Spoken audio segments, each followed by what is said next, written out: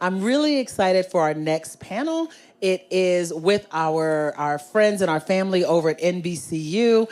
And just, we're going to talk with the Manses. Leading Men panel, redefining the face of television. We've got 4 incredible panelists.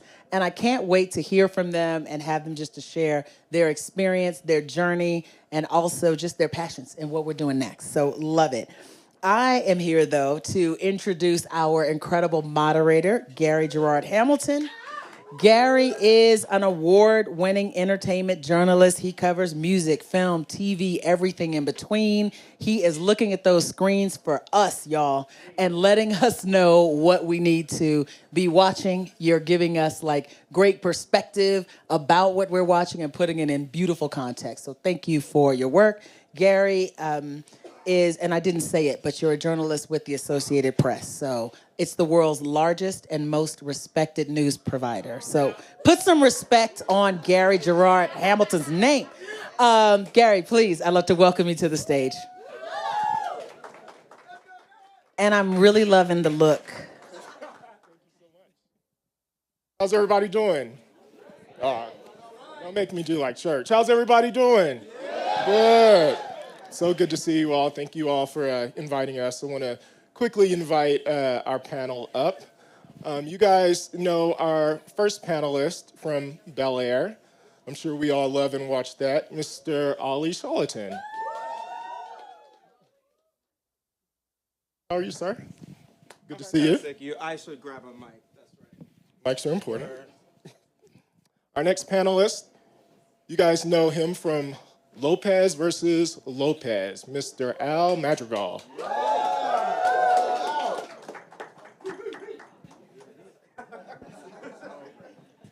And last, but certainly not least, I love his outfit probably more than mine. You guys know him from Access Hollywood. You guys know him from so many other things, but a longtime friend, Mr. Scott Evans. Not you cheering for yourself. I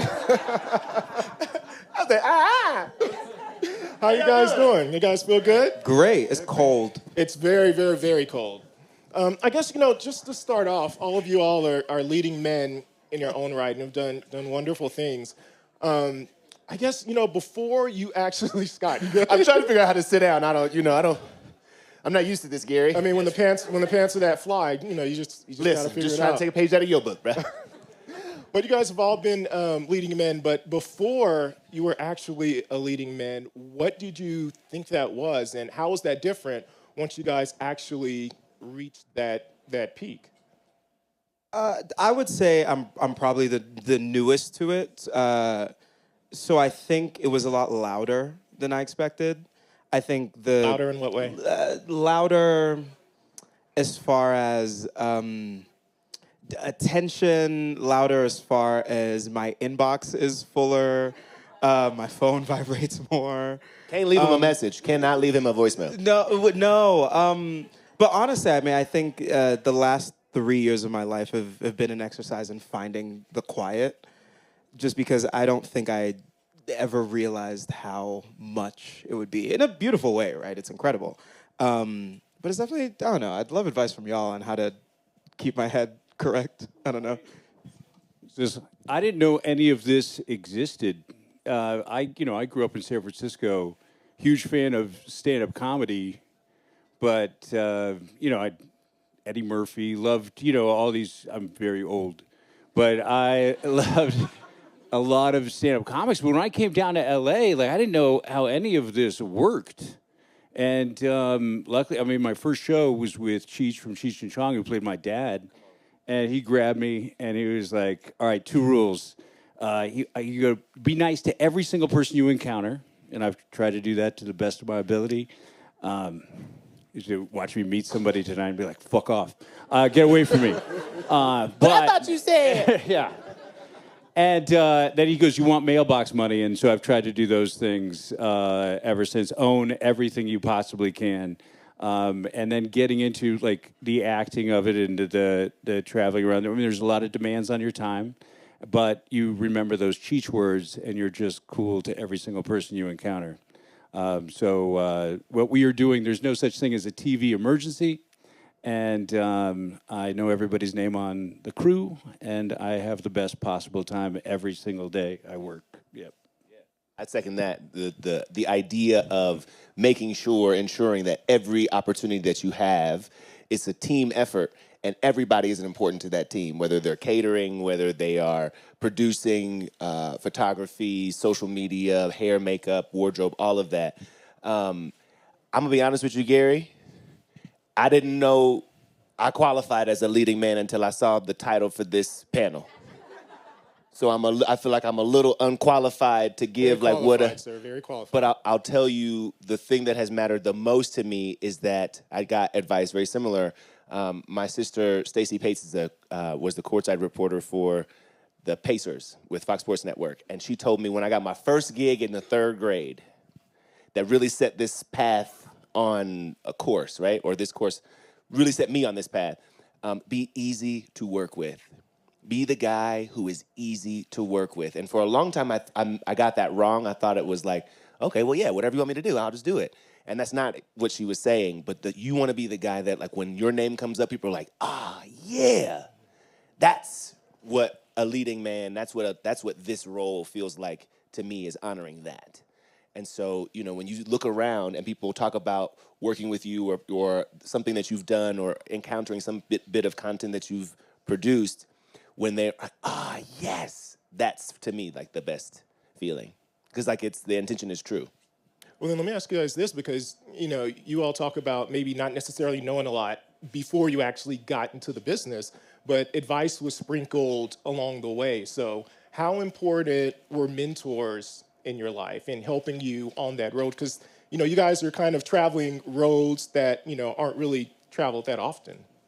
Crucial for me. And I remember I was like very, like most things I do as far as things that I want, things that I'm working toward, goals that I have, I'm aggressive and I'm relentless. And it is the only way I feel like in some ways you get there is by not taking no for an answer. But I remember I was working with you at Channel 1 at the CBS studios in New York, and there was a new anchor on the morning show. And I accidentally was dancing with her on the dance floor at a Christmas party. You ever accidentally? You ever accidentally twerked on somebody's back? All the time, Scott, all the time. I thought it was a chair. Turned out she was sitting in a chair a different way. So I was twerking on her back. When she turned around, Gayle King said, "Excuse me." I was like, "Oh, I didn't see you there." But one of the things that yeah. But she became a mentor for me, and I remember my first question to her was like, I really need someone who is heavy in this news thing, because this is all kind of new to me, and I want to work on your level. And the first thing she said to me was, "Baby, you don't need a mentor." And I was like, "Well, I beg to differ." And so I just started hitting her up regularly every week at the same time. And eventually, we fell into a cadence of her actually just mentoring me without her even knowing she was mentoring me. And so, I know that she was really saying to me, "Baby, I ain't got time to be your mama too in this thing." But she became it anyway. And it was vitally important, that kind of stuff. With Latinos, it's a little bit different because the lack of opportunity created a competitive environment. And so we were all fighting over a very small piece of the pie in film and TV. So nobody was that fucking cool. But until Greg Giraldo came along, I remember that. And when I got my first show, he pulled me to the side. He was very nice. And now what we're seeing with the Latino community, and a lot of people are here. My friend Jose is here. My friend Deb's here. And everyone's really come together more than they ever have. So all of that is gone, and we're making our own opportunities. But all really helping each other. So Latinos have all really gone out of their way to support each other. But when I started, it was not like that at all. It was the opposite. Everybody was like trying to sabotage you, not fucking give you advice. So there were no mentors. And the mentors you could find were, not Yeah, they just. Yeah, and when I got to the Daily Show, John Oliver pulled me aside. Like everybody was like, "Okay, we'll help you as much as we possibly can." Stephen Colbert wasn't even on the show. Sat in my office, and was like, "Let's tell you exactly how to do this. It's a very difficult job." And so you find them along the way, and then I want to be the mentor to young actors and comedians that I wish I had. So. Is that what I have to do to get a mentor? Because Twerk on I the can back. twerk really. Twerk on the back. All right, noted. Understood. Take away, write it down, twerk on the back. Understood. I mean, I'm really, really blessed to be on a show that I have both people who are my age and also First of people all, you're blessed to be on a show. blessed to be on a show. all. Period. I mean, the show also. Thank you. Come on. Thank you. But I'm so blessed to be on a show with the people, the actors who play my parents, Adrian Holmes, Cassandra Freeman, and even Jimmy Akingbola. They have been such great mentors, and they're such wonderful people. And a lot of times in a cast where you have an older cast and a younger cast, there is sort of a divide between them. But I talk to Cassie every day. And I will say, I think one of the gifts of youth is hubris. And so the way our conversations usually go is I'm like, Cassie... Gift? No, I'm getting there. Well, hubris, because I think it means I think I can do anything that I want, right? And I think it's a superpower. But the downside of that is I'll be like, Cassie, I'm doing this. She'll be like, Olly, I think it's a bad idea. And then a day later, I'll be like, so Cassie, turns out it was a bad idea. And she's like, I know. But I think mentors are so important because none of us are an island. And people like that in your life are really helpful in guiding you. And even when you do misstep, they're really good in letting you go a little easier on yourself. We all really need somebody 5 or 10 years ahead of us that has done it before to grab us and say, here, come on, don't make these same mistakes, let's go. And if you're not doing that for somebody, start. Because we all have people that are less experienced than we are. So when I started doing stand-up comedy, to get a comic that had been doing it for 7 years, and that's really nothing, say, oh, don't make these mistakes. Don't talk to that guy. You desperately need those mentors because, approach people, talk to them, it's great. But we really need more. Something even interesting, too, is mentors aren't always older than you, right? On the same show, I have Coco Jones, who were the same age. She's been doing this since she was a kid. And she has been so instrumental. The amount of times I've been like, help me understand this music thing. She's like, I got you. And so mentors come older than you, younger than you. Yeah. I do also, though, want to say, because we do focus a lot on mentorship, and it is vitally important, but I think that sometimes you can find yourself in the midst of or the middle of the grind or the hustle, and you don't feel like you got time to really forge those connections, those partnerships, those friendships, those relationships, or you feel like you are on an island all on your own, maybe forging a path no one around you has ever really done before. Something that I have started doing instead of listening to music in the car is I listen to icons' autobiographies, especially if they have done the Audible version themselves. Whoopi Goldberg's, I'm not a stand-up comedian and I'm not an actor yet, but listening to... Yeah, okay, we'll talk about future goals as well. 2025. Holla at your boy.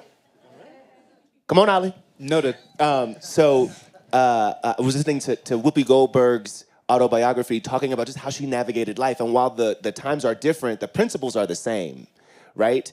And so if you do find yourself in a position where you're like, I don't have anybody near me, there are droves and droves and droves of icons, people that you can relate to, you look up to, you admire, who have already written pen to paper with the things that helped them, the things that they wish they had known sooner, earlier, things like that. And it's an incredible wealth of resource. I don't listen to music when driving anymore. That's what I listen to.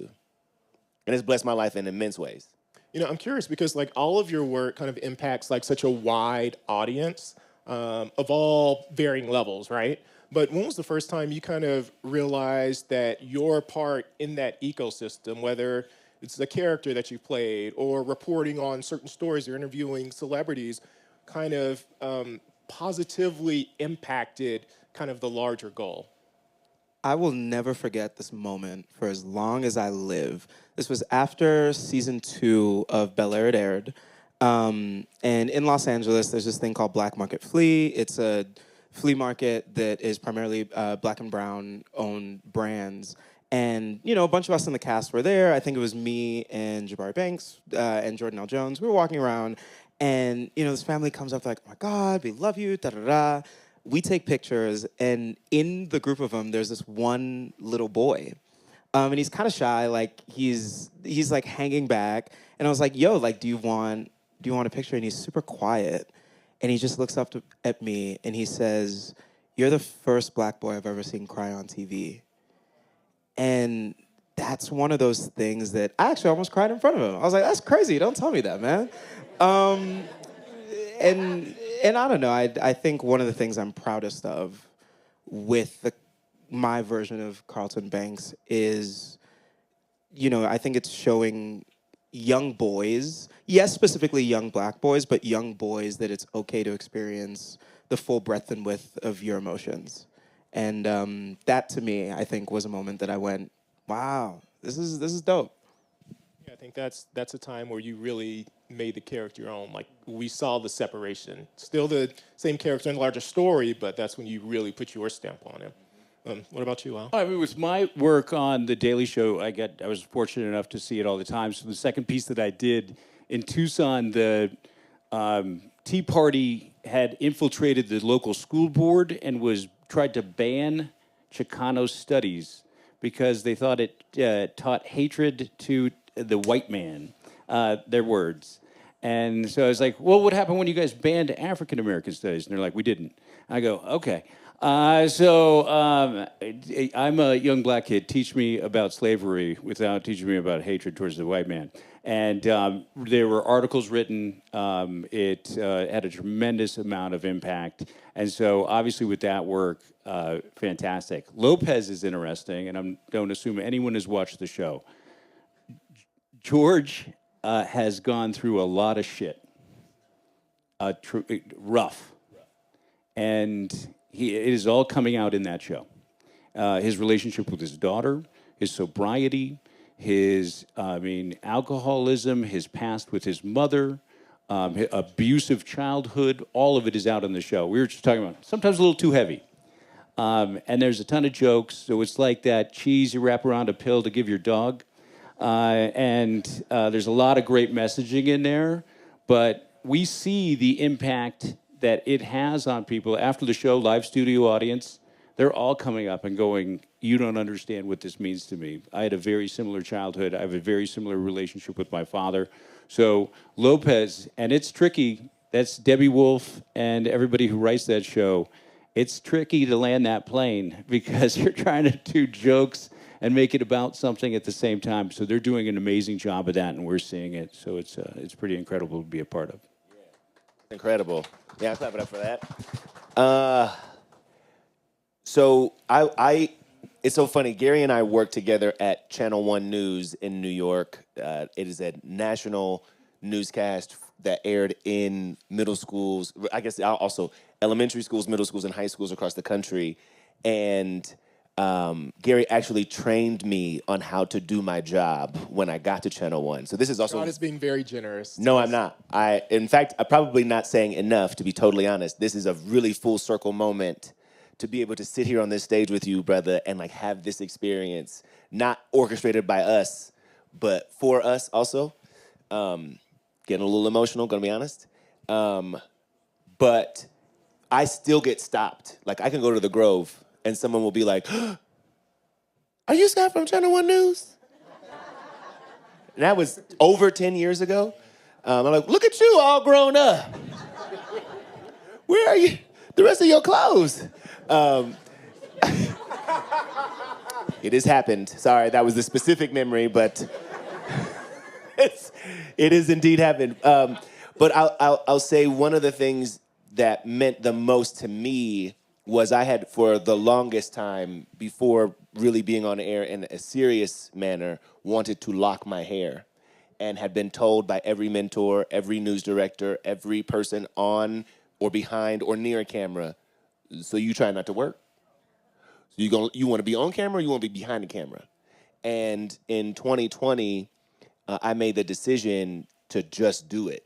and have the conversations that needed to be had after I had made the choice that I wanted to make, instead of asking for permission or seeking some sort of, "all it's okay with y'all." And the response that I got as a result of locking my hair and showing up, walking, I tried to skip the awkward phase with a lock extension, and I walked directly into the awkward phase. Anyone who's ever had natural hair, you know that the awkward phase is that point where you don't really know where it's gonna do what it's gonna do. And the response to me online was very mixed. There were people from every cultural background and age range saying, "Oh my God, yeah, look, this is really nice." But there were more people, in particular Black and brown people, who were like, "I liked your hair better the other way." And I just made the choice that I wasn't going to do that. It was a young man who, we were at the Oscars that year in 2020, right before the world shut down, who was a guest of Gabrielle Union and Dwayne Wade for Hair Love, the animated short, and that ended up winning. And they brought this young man who was a football player, star athlete, star student for his school, and had been told that he would not be able to participate in his graduation unless he cut off his hair. And so I was interviewing him, and like his locks were some of the most beautiful locks I've ever seen in my life. And I said, "What do you, like off camera, I was like, what do you think the problem is? Like, why do you think this is beyond the racism of it all? Like, what do you think, and the conservative nature of it, what do you think the problem is?" And he was like, "I don't have anybody to point to. If they're not an athlete, there's no one I can look at, I can point to and say, this person is a professional. This person is an example of everything you're saying this is not. And so I have no one to back me up." And it was really at that point that I decided that I was gonna be somebody that he could point to and be like, "There you go. I don't know about the professional part, but damn it, I'm on TV, so there it is." There you go. And they look great. I think you guys have touched on something kind of important. Like, most of us are probably on social media. It's hard to escape, yet there can be a lot of criticism that comes online. I mean, we know that the cesspool that Twitter is. We know, on Instagram, the comments pile up. Which, you guys being leading men in public faces, how do you all deal with the criticism when you see those kind of nasty comments online? I really do kick myself every time I even look at them. So I'm just going to do the work, and if they don't like it, fuck them. We're not going to appeal to everybody all the time. I mean, it doesn't matter what anybody thinks. I'm doing this. I thought it was funny. I think it's good. Who gives a shit what anybody else thinks? So if we can get in that space more often, I think it's, who cares? Fuck them. Ollie? Yeah. I know that's right. I said, fuck them. A slightly different version of that.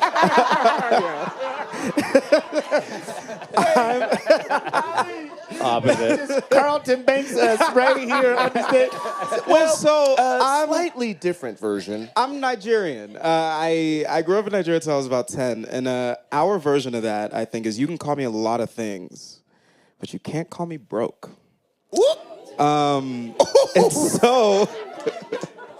And so that's my next tattoo.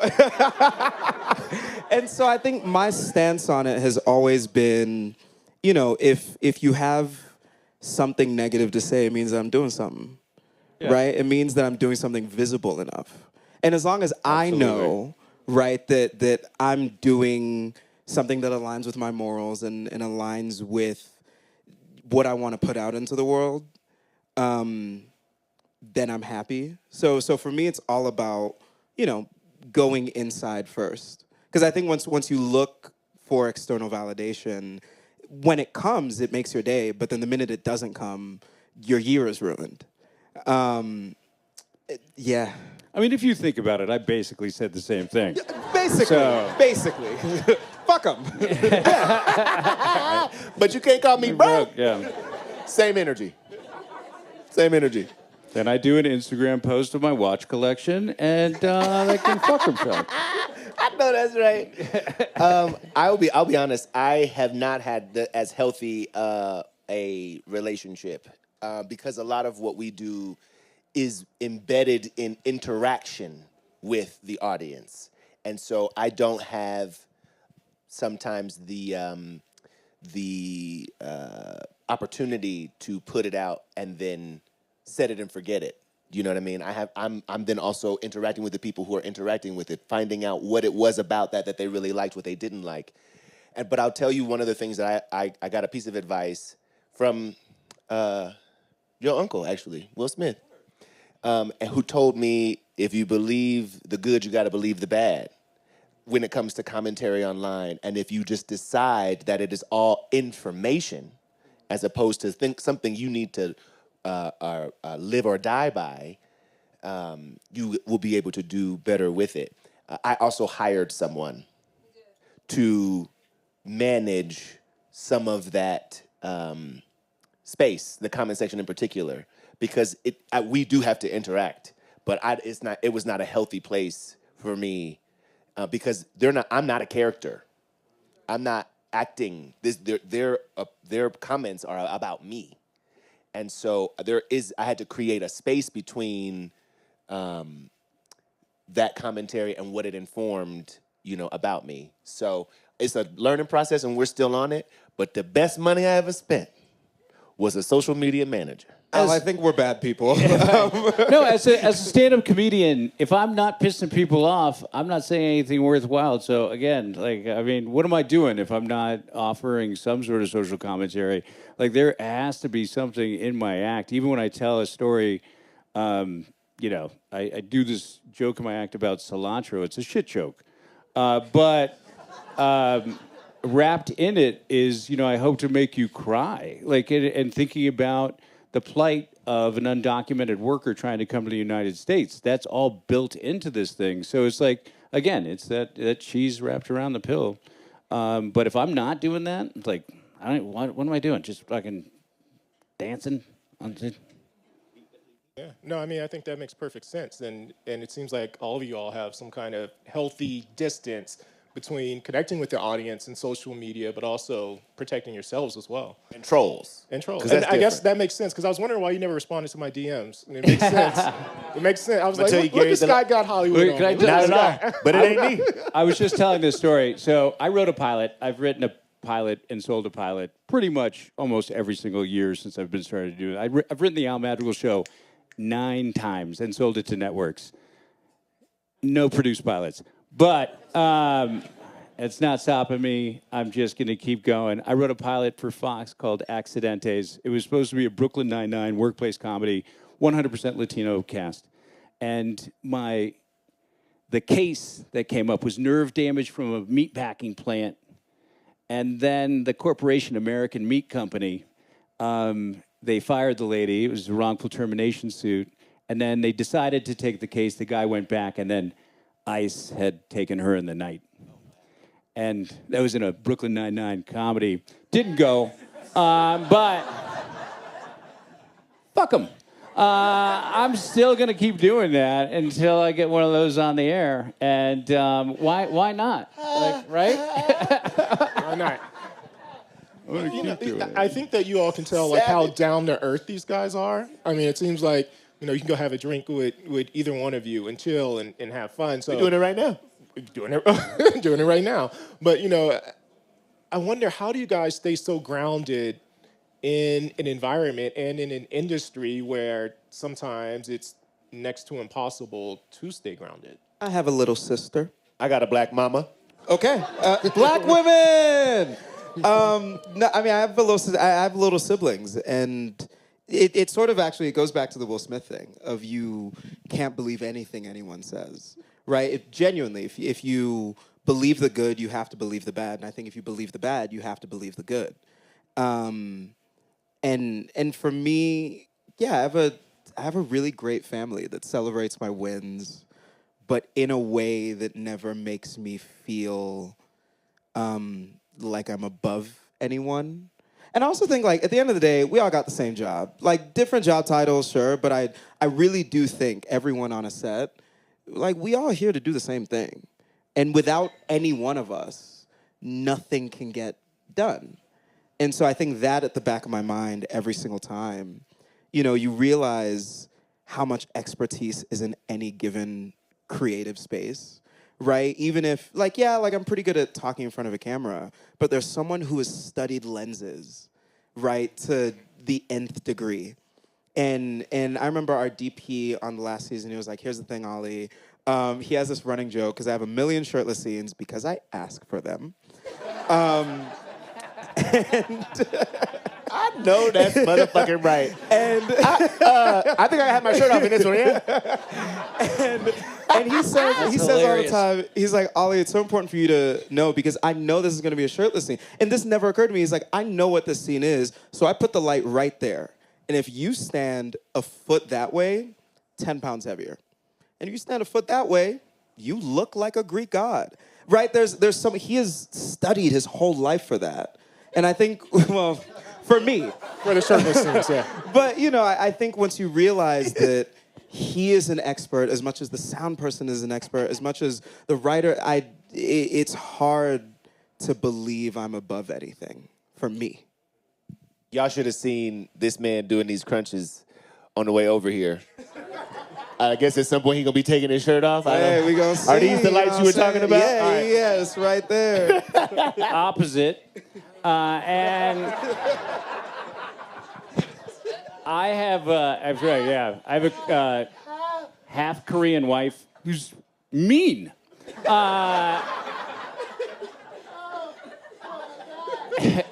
She's mean. She is not complimentary at all. She is here. She is here. Yeah. And then, for me, I have success amnesia. If something happens, I remember going to the finale of The Daily Show, and I purposely took a bus to the Newark airport the next day. After listening to Bruce Springsteen and standing next to Steve Carell and all this, the best moment ever, I took the Port Authority bus to Newark and sat in the back, and I was like, reset, here we go, like that, and I'll forget about anything good immediately and try to move on to the next thing. Like, I'm very happy about it at the time, but I don't not live in the past at all. Yeah. Scott, you are one of the only, not just black faces, but male people of color that we see doing the job that you do. So a lot of attention comes with that. So how are you able to stay grounded? Because you are that guy, every celebrity wants to get a Scott Evans interview. It is. Thank you for saying that. I appreciate it. I don't know that I see it that way, but I do appreciate that energy.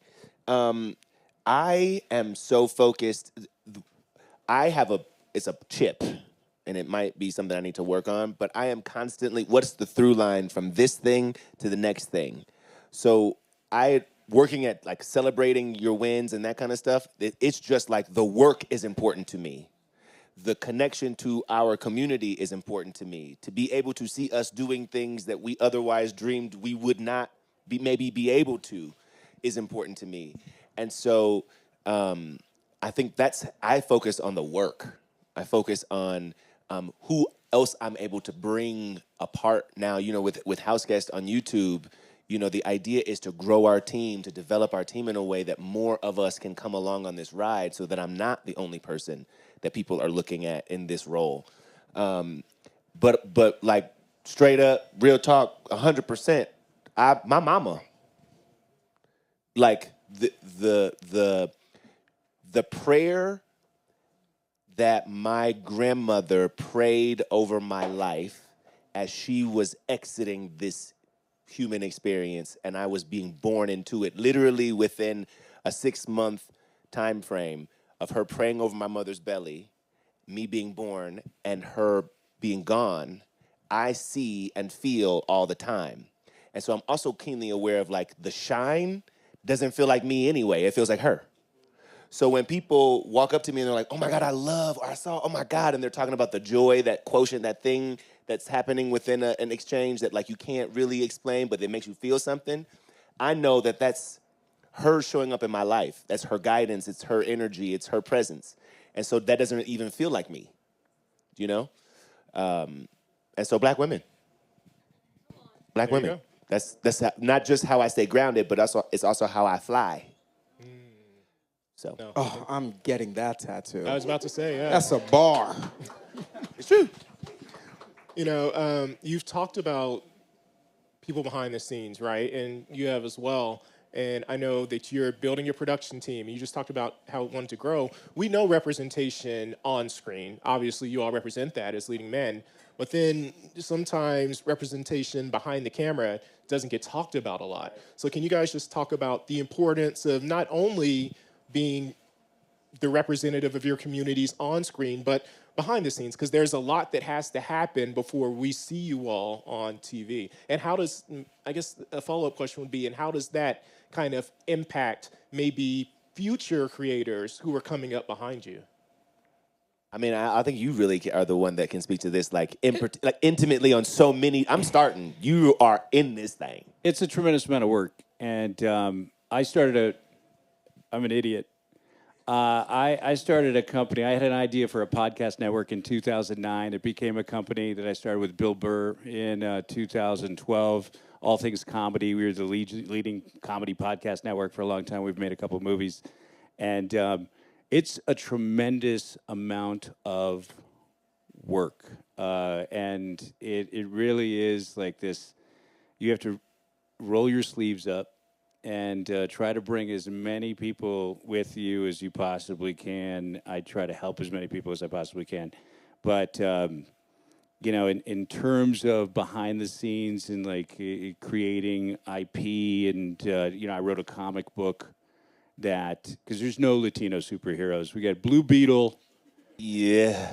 Miss America Chavez. Everybody was created. And she's an alien. You're not even from... she's from another planet, and so where Latinas are flourishing, but it's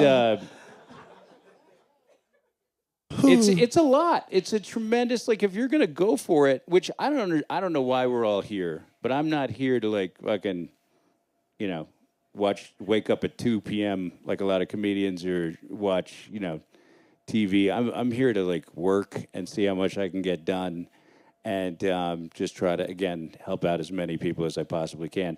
I do have it's tough not to be a little defeated with the Latino presence in Hollywood. I mean, Lopez is the only Latino ensemble on TV, on network television. It's a tricky spot to be in.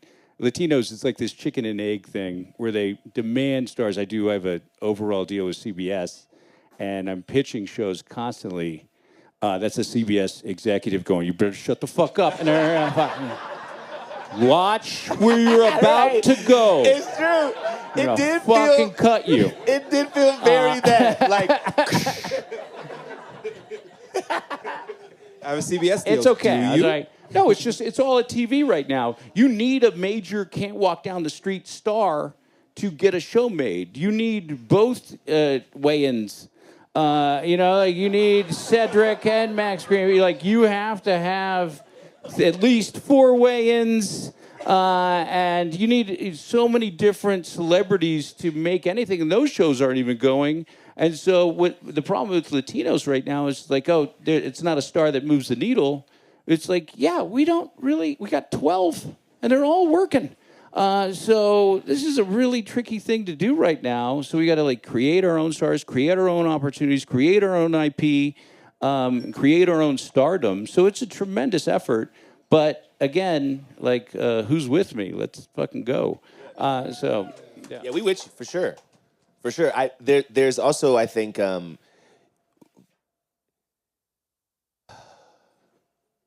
just thinking about the next 4 years. Just thinking about the next 4 years.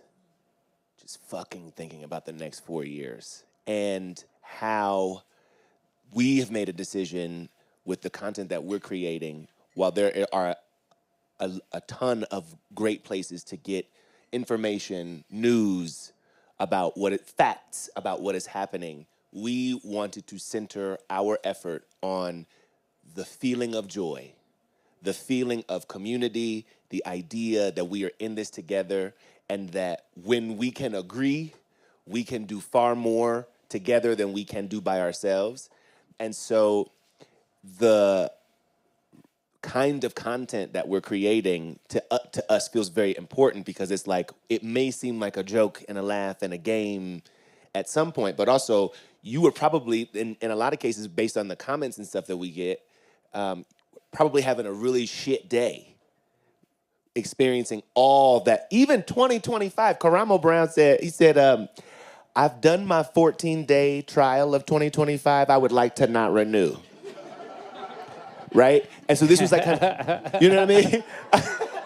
I would Great. I'm gonna try something else. 2026 maybe. Yeah.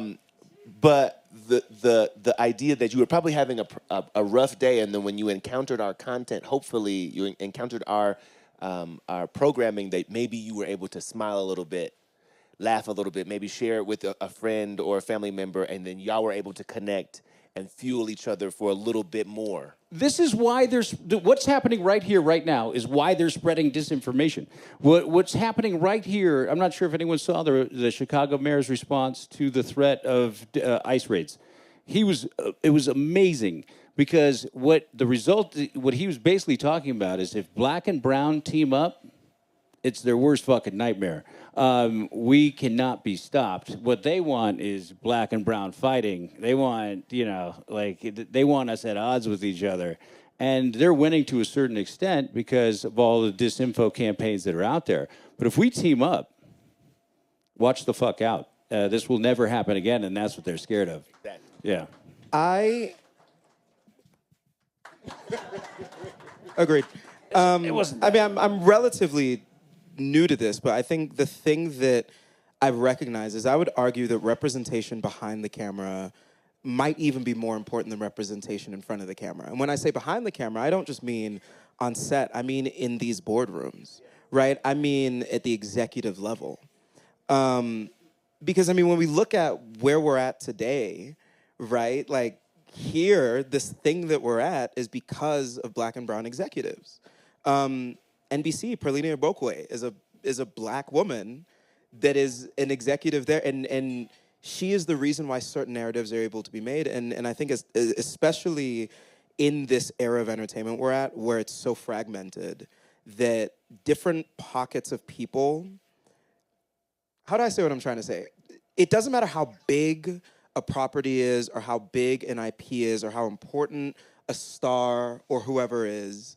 Because entertainment is so fragmented, you have a lot of people in these executives' rooms, in these boardrooms, that you say it to them, they go, I don't know what that is, which is crazy. And part of why they don't know what that is because they don't necessarily belong to, nor are interested in experiencing pieces of art from certain communities. And so I would say to, future black and brown creatives that want to be in these executive rooms that feel like, oh, maybe that doesn't move the needle, I would argue that moves the needle more than anything else, because y'all make the decisions at the end of the day. Also, shout out to Charles and Stacey and the team at Macro, because when you think about 10 years doing this in this way, in this iteration, because it's been a lifetime of this kind of work, but now focused and resourced in a way that is undeniable. When you think about the big splashes, but also the little things that help make other people be able to do and create the art that help people and embolden other people to help them move the needle.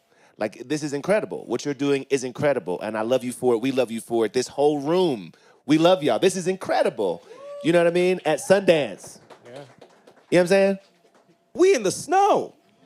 What are we doing here? We do travel. Baby, oh my God. Trying not to fall. That was the funniest. This morning, Olly has never skied before, and thought he was going to wake up at 8 a.m. and go skiing just for the very first time. Or you were going to wake up at 6 Let and go skiing? me run you through what my Today? schedule was going to be. You were going to ski today? I've never been in elevation this high. What my plan was, never skied before, I was like, I'm going to get up at 6. I'm going to go rent some skis. I'm going to go ski. Then I have an event to go to at 9:30. I'm going to finish that at 11. I'm going to go take like a 15-minute nap. Then I'm going to come here. Let me tell you guys something. Being up in elevation is not easy. I'm so tired. I am so tired. I don't understand. Did you tell any of your friends this plan? Well, yes. Did anybody say, did you tell Cassie? Remember when I said the gift of youth is hubris? There you go. And guess what? Cassie said, sit your ass down. Dupet told me, sit down. What are you talking about? And here we are. I slept until 11. Slept until 11. I think we're gonna open up to questions. I think we have a few minutes left, but before we do that, Scott and I, we were talking last night, and we were sharing a private moment about our careers, and I was telling him I'm so proud of him and all that he's accomplished because I saw him way before this. And you made a statement that really stuck with me. Your response was, "Dreams do come true." And so, for each of you, can you just talk about, how you were able to make your dreams come true, or maybe just a couple of suggestions or advice for anybody out here, general advice that allows you to accomplish your dreams? I mean, I can go. I got yelled at when I told my dad I was going to be a stand-up comedian. So I was driving to Sacramento. He goes, "Where the fuck are you right now?" And I go, "I'm driving to Sacramento." He goes, "Where the fuck are you driving to Sacramento?" You see why I swear. And I go, "I'm going to open up for this guy named Louis C.K." And he goes, "Who the fuck is Louis C.K.?" So I was completely yelled at. I was supposed to be the eldest son that took over this family business, and it made me unhappy. Everyone told me I was funny. I went out and did an open mic set, and I just said, fuck it. If I don't do this, I'm going to regret it for the rest of my life. And then it took off. So any dream, writing this comic book, I said this, it's like, we can do most anything except, brain surgery and stuff like that. I don't know, give it a shot. But just start. So I just started. And with anything I do, movie, screenplay, TV show, I just start. So whatever you've got going on, don't wait for do research. And I'll do a little bit of that, but just start as soon as possible and get it done and finish. And you'll see what happens. Dreams come true. So I'll echo that to the start, right? Just start. Don't wait. We need you. We need you more than ever. If the idea is in your brain, in your heart, in your body, get to work. We need you. Like, I'm in near tears. We need you more than ever. And so I think, the idea of failing forward and not waiting until everything is perfect or right to set out on that path, get busy.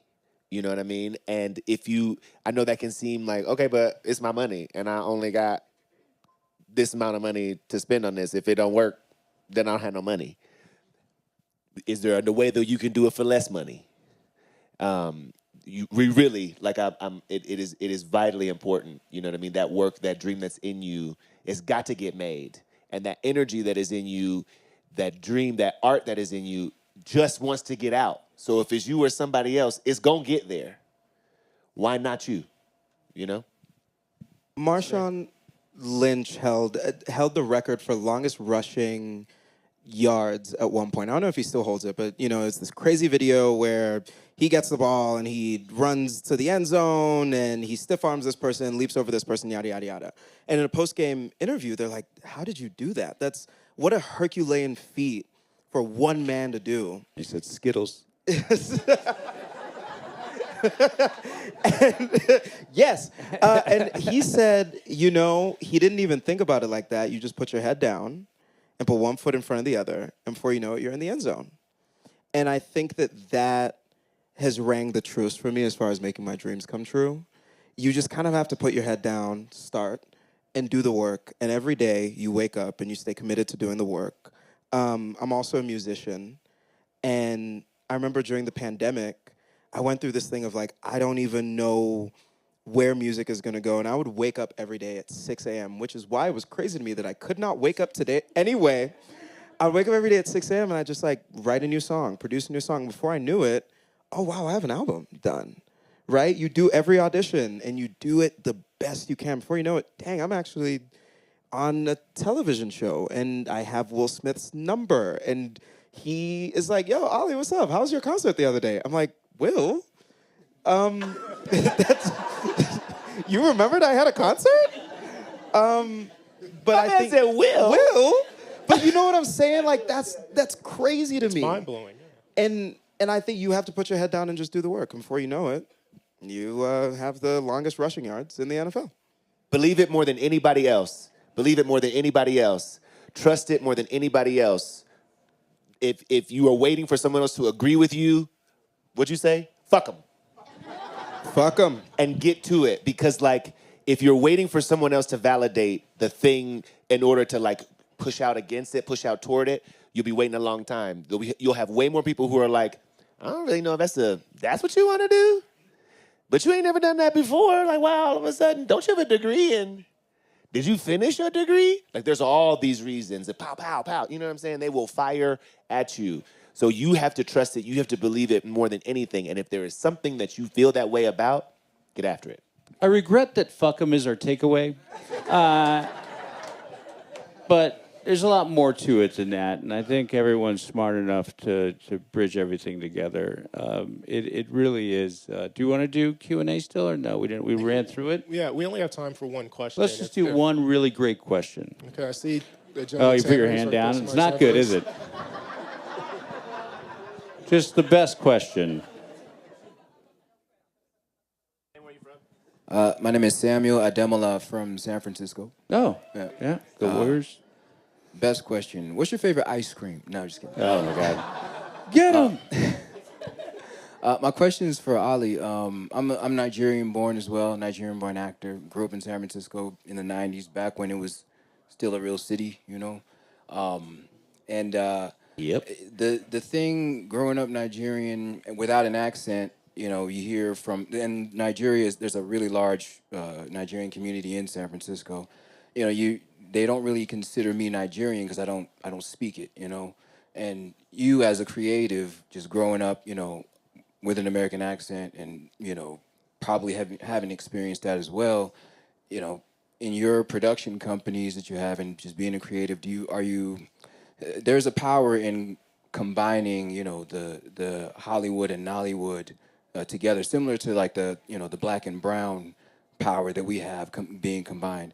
Is that something that your production companies and as you are a creative thinks about and tries to kind of bridge that gap? I mean, my goal with everything I make is I want to create the most unique version of whatever this is that's possible, right? And I think each of our unique perspectives on everything enable us to make the thing no one else can make.